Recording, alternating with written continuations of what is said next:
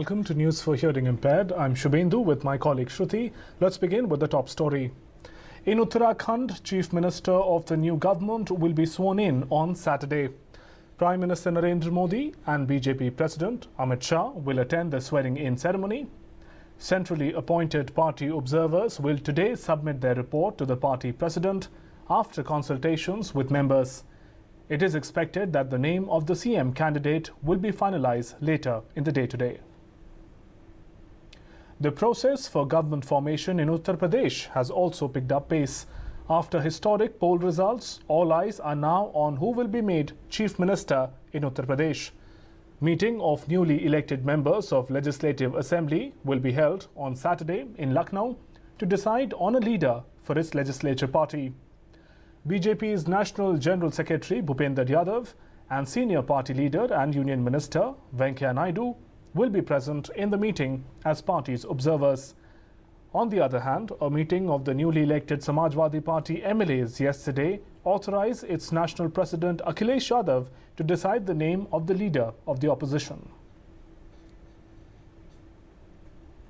The Election Commission once again strongly dismissed the view that EVMs could be tampered with in any way, and so there was no question of any threat to fair electoral process.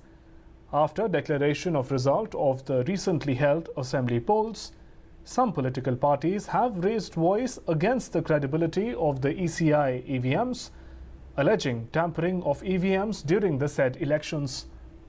However, the Election Commission said that it is fully satisfied with the integrity of the electoral process using these machines. Delhi Lieutenant Governor Anil Baijal rejected Chief Minister Arvind Kejriwal's demand to opt for ballot papers instead of EVMs for the coming civic body elections in April. The Lieutenant Governor conveyed to the Delhi government that the rules will have to be amended for shunning the EVMs, and it was not possible to make the changes as little over a month is left for the polls. Goods and Service Tax Council has approved the draft state GST and Union Territory GST bills to enable rollout of the new indirect tax regime from 1st July this year. A maximum of 15% cess on top of the peak GST rate of 28% will be levied on luxury goods and aerated drinks. The next meeting of the Council will take place on 31st of this month for framing of rules for goods and service tax regime.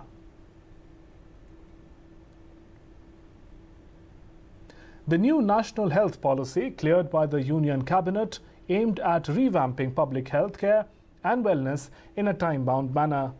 It proposes to provide assured health services to all through a major policy shift focusing on revamping up services at primary healthcare centres. Union Health Minister has termed the National Health Policy 2017 as a huge milestone in the history of public health in the country.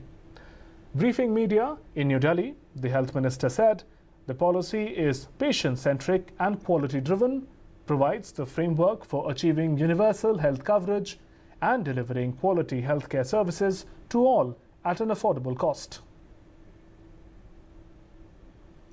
Union Agriculture Minister said the newly elected BJP government in Uttar Pradesh will waive loans of farmers in the state and the financial burden would be borne by the centre. He was replying to a debate on demand for grants for the agriculture, which was approved by the House later. India has reacted sharply over Pakistan's plan to declare the disputed Gilgit-Baltistan region as the fifth province of the country. Reiterating that Jammu and Kashmir is an integral part of India, External Affairs Ministry said that any such move to change that status won't be acceptable to India. India has also rejected Pakistan's protest over the acquittal of Swami Asimanand, an accused in the Samjhauta train blast case.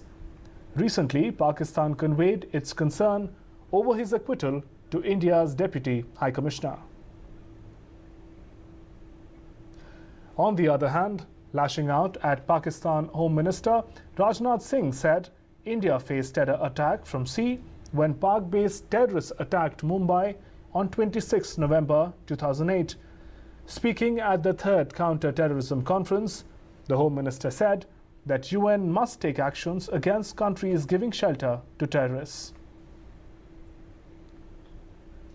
US President Donald Trump's revised travel ban was dealt another legal setback yesterday when a federal judge in Maryland rejected the prohibition against 6 predominantly Muslim countries.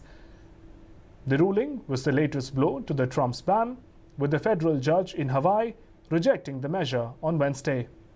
Both judges cited Trump's own words as evidence of his intent in issuing the new plan. And reacting to the development, the White House said the Trump administration would vigorously defend the travel ban and would battle its suspension in the federal courts. And with that, we've come to the close of this bulletin. Namaskar.